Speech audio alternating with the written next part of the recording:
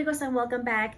I have a very fun video today, which is the very first of my 50 and 50 trilogy. And today I am going to be sharing some fun random facts, 50 in fact, 50 random facts about me. So we're going to talk about why I started YouTube and some other fun personal information that I've never shared with you. So grab a drink, grab a snack, find a comfy spot to sit at on your couch. You can click on the little settings and speed up the video if you want, because I am going to talk about a lot of fun stuff so you can get to know more about me. And be sure to check out my other videos for my 50 and 50 of 50 destinations in 50 years and 50 life lessons. My 50 and 50 trilogy videos are going to be uploaded every Friday, so be sure to come back here and tune in for the next few Fridays so you can really learn the most about me. So be sure to grab a drink, grab a snack, and I'll meet you back here in a few.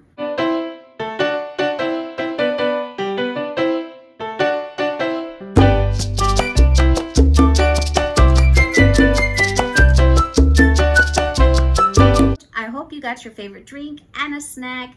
Thanks for meeting me back here in my office. I'm in a different corner of the room, and I'm actually sitting in a very special chair because this chair belonged to my grandmother, and after she passed, I asked if I could receive it, and so it's very special for me to have it here in my office so I can see it every day and feel like she is here with me. So I know, amigos, this video is rather long overdue. A lot of content creators typically do this video at the very beginning when they start their YouTube channel, but I was kind of waiting to have quite a bit more subscribers before I actually kind of did this.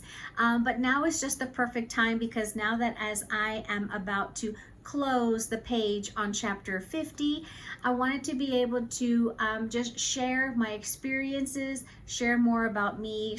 These videos are a reflection of myself as what I've been able to see, do, accomplish in the last 50 years to help shape me in the Latina, the military spouse, and the woman of God that I am. I hope that what I share with you in this trilogy of videos will be entertaining, and it'll give you more of a glimpse into my life. I hope you come back and visit with me every Friday for this 50 and 50 series. I have my cute little giraffe here next to me that's going to keep me company. You'll see him peeking because he's going to be joining us. Before I begin my fun random facts, I just wanted to say that I'm very blessed that I've been able to live this long and enter into chapter 50, because I've lost a lot of family and friends that never made it this far. And it makes you go back and reflect on life and what you've learned throughout the past decades. Because for me, the 20s were all about like making mistakes. You know, we're still learning life. We're out of school, we're out of high school, we're out of college, and these are the mistakes that we are learning throughout our 20s. And in our 30s, we know better because of the mistakes that we made in our 20s. So we do better, and we're starting to really get into finding out what we like, what we want to do in our 30s. In our 40s, this is when we come to know who we are, know what we want, because of the experiences, the lessons learned that we have encountered from our 20s and our 30s. And my 40s was really when I knew what I wanted in life. Our 40s is when we really learn who we are and what we want, and that's what I really loved and appreciated about my 40s, is, you know, not settling and knowing that if it was something that I could achieve, then great, and I worked at it, and it just helped me be a better person. And I truly enjoyed my 40s. And now that I entered chapter 50 and that it is about to come to a close, and I'm going to turn the page to chapter 51, our 50s are everything we are meant to be. And that is a quote from Maya Angelou. Our 50s is the most incredible decade of our life. And God willing, I'll be able to celebrate life for several more decades. Let's begin with the first random fact, and the first 10 are going to go rather quickly. So of course, I was established in 1973, so I am 50 years old. I have my little Hallmark ornament here. So I've lived here in San Antonio all my life, born and raised. My city is referred to as Military City, USA. We have many military bases here in this city. We used to have more several years ago, but if you join the Air Force, if you enlist in the Air Force, everybody has to come through here through San Antonio. So this is the gateway to the Air Force. My father was a US citizen and he was born in Mexico, but he lived and was raised in a western Texas town, and he was the educated one out of my parents. And my mother, she is from Mexico, and she is from Acuña, Coahuila, Mexico. So Acuña is the city, Coahuila is the state in the country of Mexico. I am bilingual, if you haven't already guessed that, and English is my second language. I learned to speak Spanish first, and I would speak to my dad in English, and my mom would speak to me in Spanish, but I would answer her back in English. But I had to learn Spanish and speak it fluently because my grandmother and my great aunt, they were sisters who lived together. I did have to speak it quite a bit as a child because I spent my summers with them. I learned to speak English by watching Captain Kangaroo and Sesame Street, and so it is very common for us to speak Spanglish. We speak English and Spanish in the same sentence.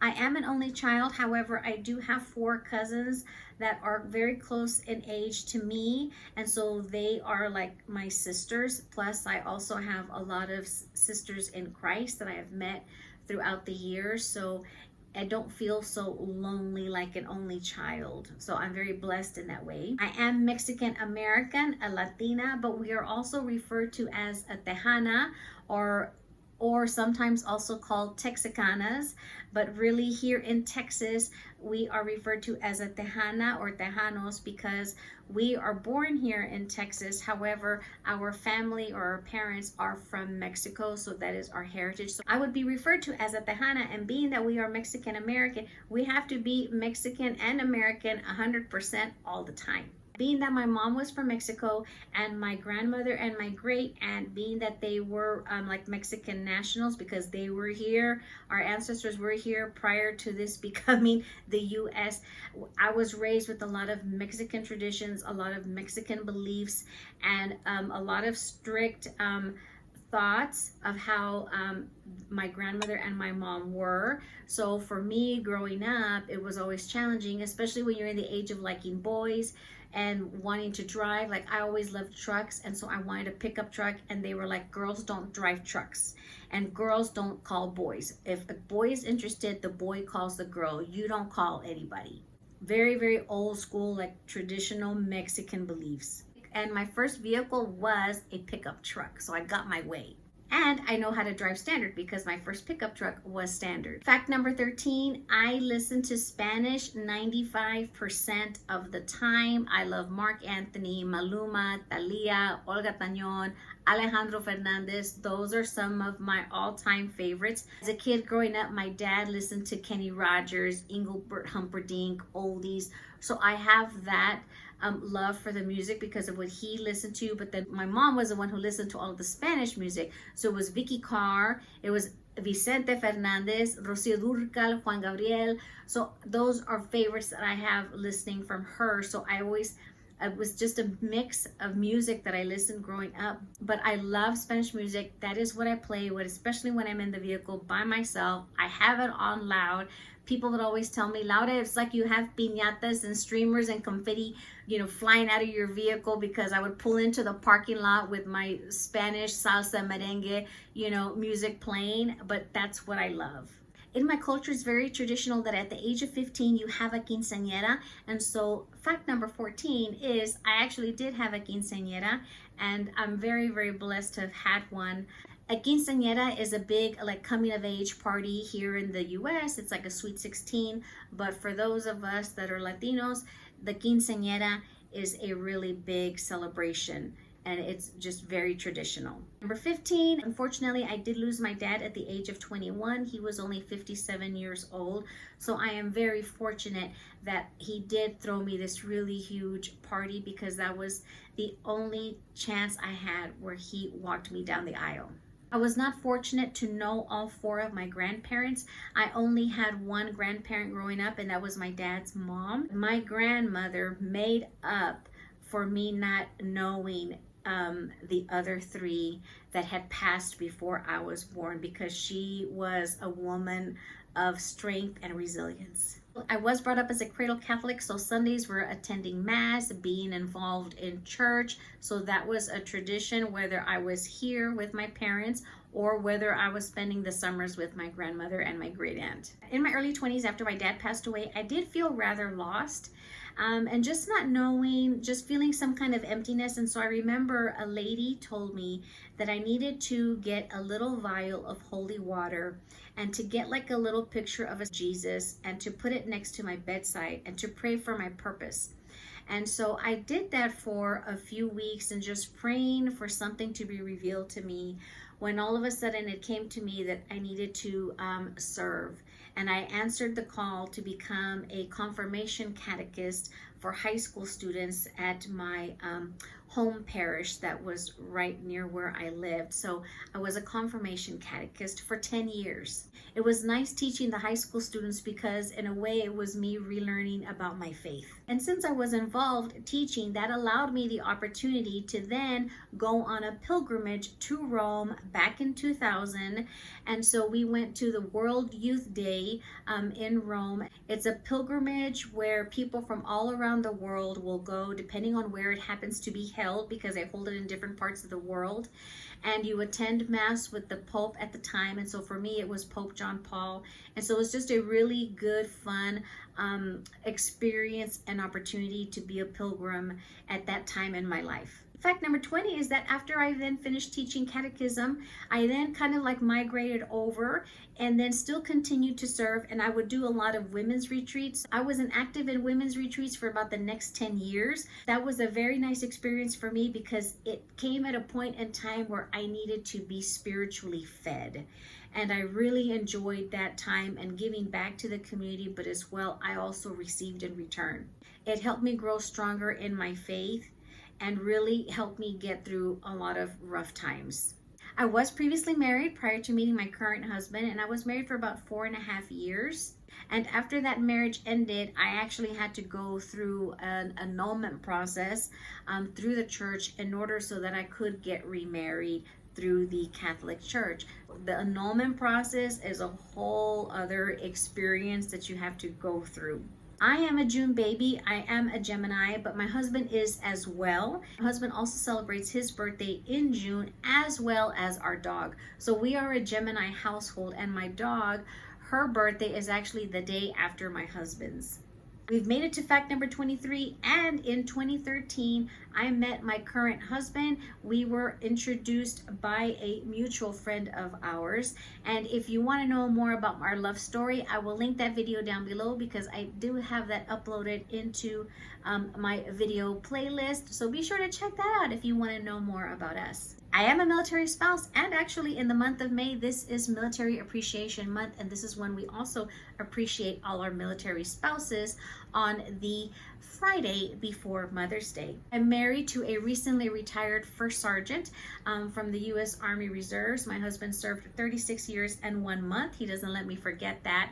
And then he also worked at an insurance company for 27 years, so he retired from that last year.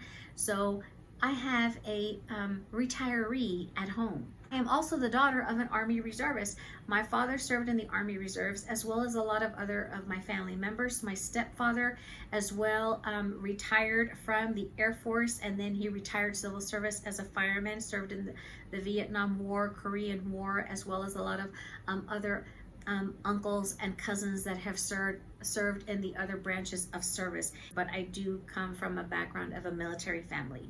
Fact number 26 is my husband and I have actually been married 3 times to one another. The first time was civilly here in the state of Texas so that our parents could be present. The second time was a wedding moon in Nassau, Bahamas. And the third time was here before God in the church because, as I mentioned, I went through an annulment. We were able to celebrate with our family and friends and just in a nice, intimate celebration. We recently celebrated our 9-year wedding anniversary. An acquaintance of the family who has studied astrology for many, many years actually told my husband and I that he and I were married in a previous life, and that in that life we said in our next lifetime we will be together again. Let's reunite together again in our next lifetime. And here we are, married. Late in life we found one another, but we finally got together and we are enjoying our married life together. My husband and I were not able to have children. We did try, but it just was not God's plan for us in this lifetime. My husband David and I, we are Dinks, or actually recently we found out we are called a Dink wad. That is your acronym of the day. Be sure to look that up if you don't know what that is. Fact number 30 is I am a dog mom to a diva, a very, very sassy wire fox terrier. Which leads me to fact number 31 is that my favorite dog breed is a wire fox terrier. They are similar to a Jack Russell, but they have that little wiry coat. They are extremely sassy, and I just love the fact that they are a very uncommon breed, especially down here for Texas, because they're more of a northern dog. And I just love her. She is very, very sassy, but I wouldn't trade her for the world. I had a male wire fox prior to her for 13 years, and then he passed away, and then I found her from a breeder up in Maryland, and I had to fly up there to go and bring her down here. My husband and I are Christians, so we practice the same faith. I'm very blessed to have married a very wonderful, godly man. Our favorite number is 5 because there are 5 letters in our names, David and Laura, and for numerology, our birthdays, our number actually equals a 5, and so because of that, we chose to be married on Cinco de Mayo 2015. Fact number 34, I am the chef in this household. I love to cook, try new recipes. I can make a mean chicken mole. I can do a really good shrimp cocktail, crepes, you name it. I am known for serving up some really, really good food. Fact number 35 is going to take us a little bit into my work history. Back in the 90s, I previously worked for a credit union, so that exposed me to the financial industry, like accounts, loans. I was a member service rep, so I did like vehicle loans, home improvement loans, as well as like savings secured loans. So that was a good 3 years in my early 20s, and that just helped give me a good financial sense. Then from there, I moved into the healthcare industry. So I had experience in payroll, accounts payable, human resources, and then in like an education department where I was kind of like a learning coordinator. That was a lot of fun, and I worked in the healthcare industry for 8 years. And fact number 37 brought me back over into the financial industry because my amiga worked for a local company that was here in San Antonio, and she said I need an administrative assistant to come and work with me, and I took the chance as an opportunity to get back into the financial world. So in 2004 I was hired on as an administrative assistant with the company that I'm currently with. It has changed over the years because of just turnover. My role was supporting the mortgage industry within this financial institution. So it exposed me to working with a mortgage underwriting managers, appraisal managers, loan rep managers, and it sparked my interest into learning more about this business. That leads me into fact number 38, because this is when you learn never say never. When I worked for the credit union, I used to sit across the mortgage office where the underwriters were, and I used to tell myself, I'll never do that. Like, oh my God, I can't even imagine what all of that work entails.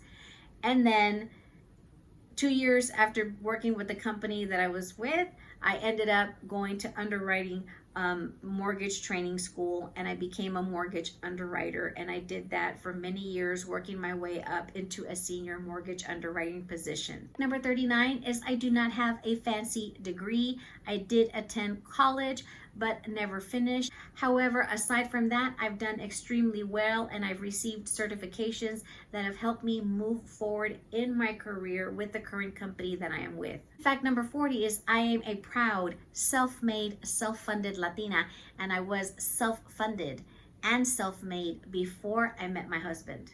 I like making my own money. I take pride in that. Fact number 41, I am a landlord. My husband and I collectively own 3 1/3 rental properties. A guilty pleasure of mine is indulging and watching the Bravo Housewives franchise. I watch all of them, but our favorite thing to watch is the Hallmark movies. Every Saturday night, we look forward to watching a new movie, just sitting on the couch. That's our fun pastime over the weekend. Number 43 is I am a collector of all sorts of things. As I mentioned, I collect giraffes. I collect things that are in a camo print. I love to collect sand when we travel to destinations, like to different islands, because I like the colors of the sand and I keep it in a jar.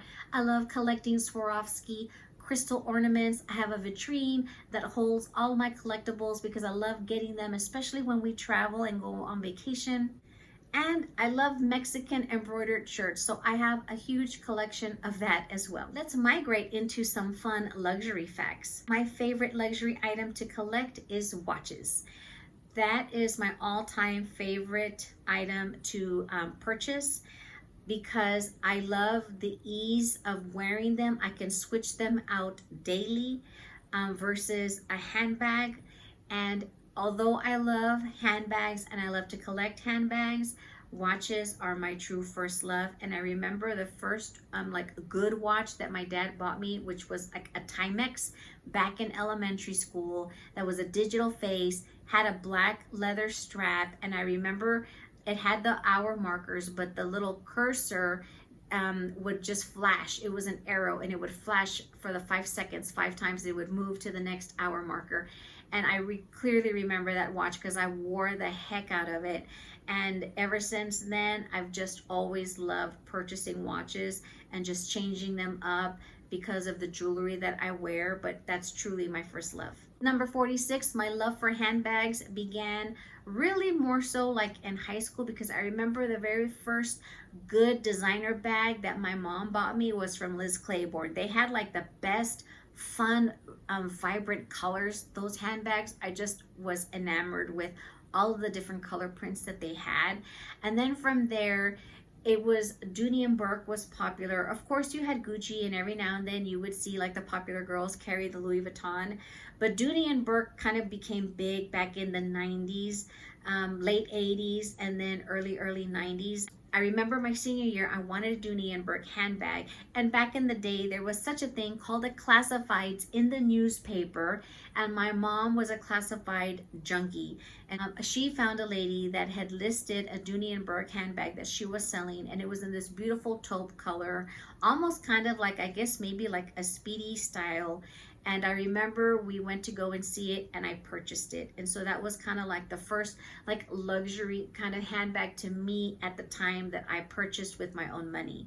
Shortly after that, in my senior year, my beautiful beloved aunt, who's no longer with us, she actually gave me one of her Gucci handbags that was kind of like more of like a square Speedy style, and that light colored GG print, really pretty. And I wore that handbag to death, and I wish I knew what happened to it, because I then gave it to my mom and she wore it as well. But that was like my first premium luxury handbag, and it was really special because my beautiful aunt gave me that one. We're getting close to the end, amigos, and we are at fact number 47. Many of you may wonder why I chose the name Camochica. This lovely little shirt was made by my amiga Lisa, who makes a lot of my fun printed shirts. And I picked this name because of the fact that I'm a Latina who happens to love camo print, because in honor of my husband. I never really was fond of the camo print, but then when I became a military spouse and my husband deployed, I couldn't get enough camouflage, because that was just me kind of showing my support, especially when he was deployed to Iraq after we had gotten married. And because I started to develop a love for Chanel after I received my first Chanel handbag. I just thought it would be fun to do a play on play of the CCs of Camochica for like Coco Chanel. And so that's why I ended up really choosing this handle name for YouTube and for Instagram. So that's the reason why I have the little double CCs here and of course in my earrings. So because I'm an army wife and I love Chanel, it was just perfect to have the little CC logo complement the name Camochica. And the age-old question of why I started YouTube. This is actually a couple of facts. As I would watch a lot of YouTube videos, especially once I found that there was this luxury community, I would not come across Latinas. Like, I would not come across like any at all. Everybody was from like Europe, you know, across the pond, as my husband says, or they were like in Australia. And I could not find a lot of Latinas talking about like luxury, and especially showing like a lot of like what fits, because everything they showed in the handbag was not like what I would use and what I would need to see to fit into the handbag. And I had wanted to do a travel channel as well to kind of document some of the travels that we would do, because there's a lot of content out there, but sometimes there was always certain facts that I was missing. Like, so a lot of these travel videos for me, it was like once I'm there, and if I'm staying there for 10 nights, 12 nights, and I'm actually going and grocery shopping and stuff, I didn't find a lot of content really talking and guiding me through that. And that was the first thing I wanted to do. And then it just so happened that I came across the luxury community. I thought it would be fun to do videos on luxury handbags and share a lot of deals that I love to share with like my amigos, because this is the chance that I can like talk to an imaginary friend and talk about the deal that I found, you know, at online or at a store, because my friends always tell me I am the one to call when you need to look for something or go to a restaurant, you know, for whatever it is, a travel deal. I'm the one that people will call. And so I just kind of wanted to share that and have this platform just to chit chat about it. And hopefully somebody out there watching would find this content useful. I delayed starting my channel for several years because I was waiting to, when we moved into this house, which was bigger, I would have like a studio. And then COVID came, and so then that delayed me because a lot of YouTubers were kind of getting slack. They were getting a lot of, you know, bad comments, because they were like, how could you possibly be doing videos talking about luxury during the COVID? Then we had a very traumatic experience of losing my husband's parents. And so then out of respect, I did not start the channel. So that delayed me a year, because within our culture, it's very common for us to have luto, is how we call it. So it's a time of mourning. So I waited a year for that to pass. And then finally it came to a point where I was like, okay, let me go ahead and just put, you know, start to put some videos out there and just slowly build my community.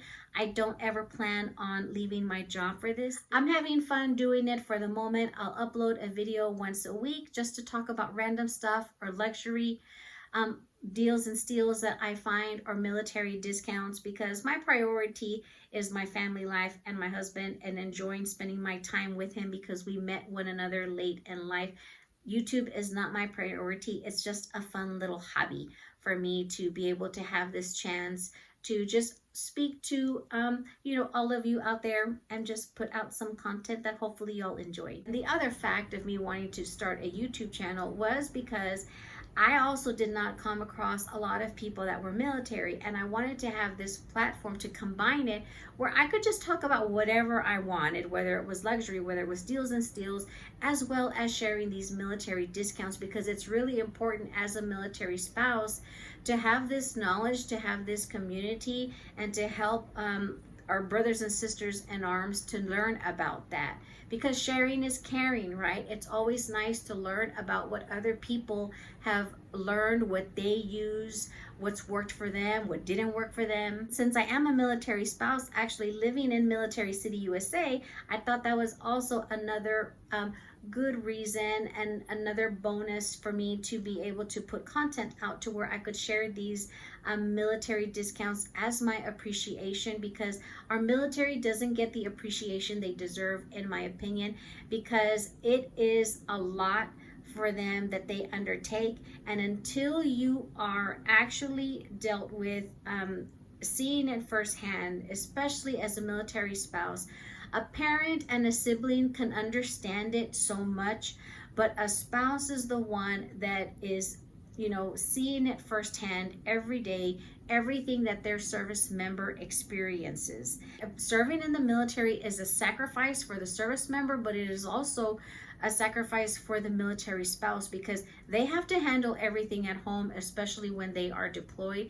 And so this is just another way that I could also show my support for those who are in the military and be able to just provide some valuable information, even if it is just a fun military discount. My husband says all the time, for those of us that serve in the military, we are less than 1% of the population. For these reasons, this is why I always end my videos thanking our military, as well as our spouses and their immediate family, because this is my way of showing my gratitude. And we reached number 50, the final random fact, and that is that as a child, I loved bedtime stories. My grandmother always told us really fun bedtime stories in Spanish, of course, of like Little Red Riding Hood and the little, it was at the chicken where the sky was falling, just a lot of really good bedtime stories, and most of them she would actually make up herself. So especially in the summer, every night when I stayed with her,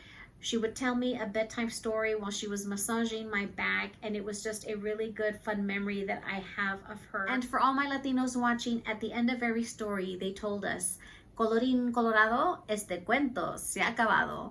That is a Spanish rhyme to simply say the end. Don't forget to join me next Friday for the next video of my 50 and 50 trilogy. To all our military and our military spouses that we recognize in the month of May, thank you so much for your service. I'll see you guys in the next one. Hasta la próxima.